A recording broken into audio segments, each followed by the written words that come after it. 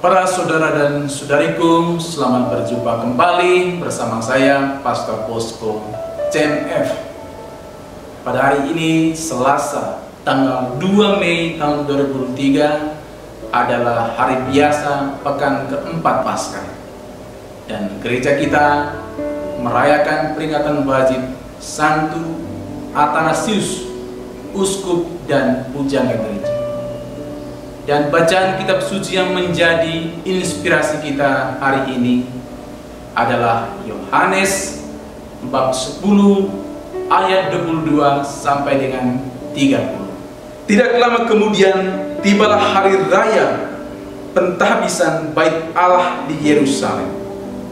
Ketika itu musim dingin, dan Yesus berjalan-jalan di bait Allah di serambi Salomo.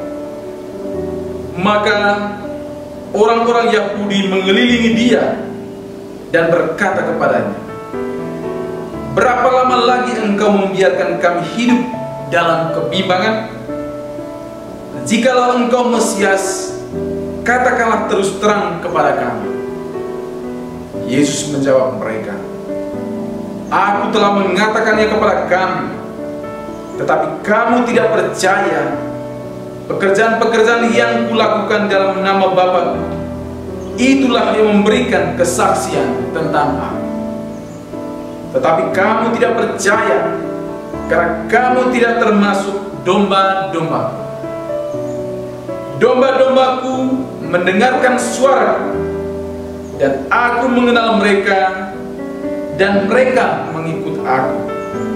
Dan Aku memberikan hidup yang kekal kepada mereka, dan mereka pasti tidak akan binasa sampai selama-lamanya, dan seorang pun tidak akan merebut mereka dari tangan.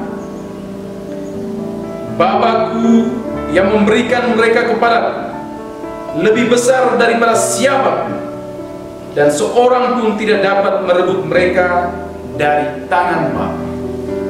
Aku dan Bapa adalah satu." Demikianlah sabda Tuhan.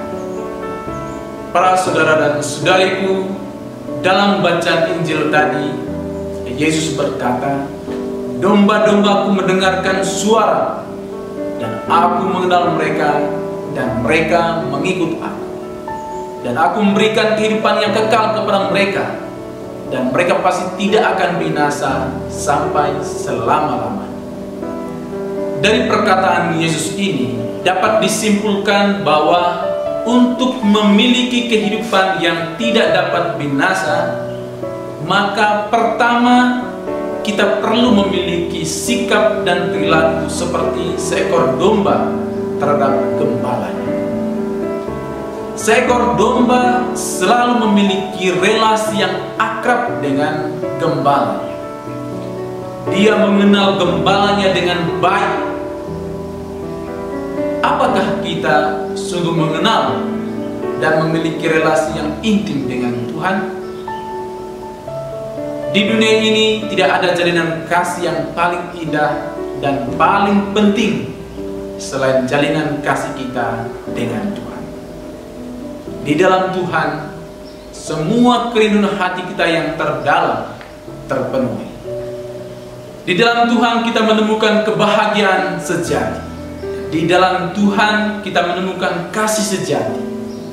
Di dalam Tuhan kita menemukan kehidupan yang sejati. Di dalam Tuhan kita menemukan martabat kita yang paling tinggi.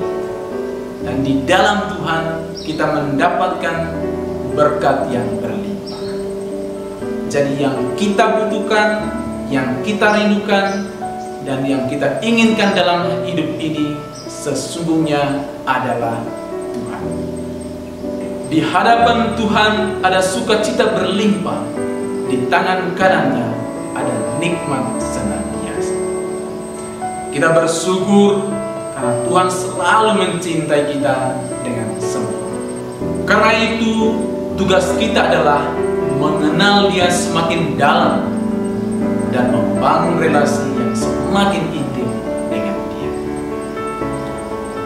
Hal kedua yang kita lakukan untuk mendapatkan kehidupan yang tidak dapat binasa adalah mendengarkan suara Tuhan. Yesus berkata, domba-dombaku mendengarkan suara. Jadi agar kita memiliki kehidupan yang tidak dapat binasa, kita perlu selalu mendengarkan suara Tuhan dan bukan mendengarkan suara ego kita. Ketika kita selalu mendengarkan suara ego, kehidupan kita menjadi tidak nyaman, penuh kegelisahan, penuh persaingan, dan penuh perselisihan.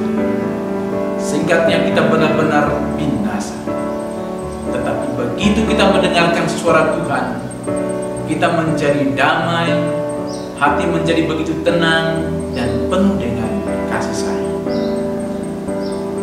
Hal ketiga yang kita perlu lakukan untuk mendapatkan kehidupan yang tidak dapat binasa adalah berpasrah pada Tuhan.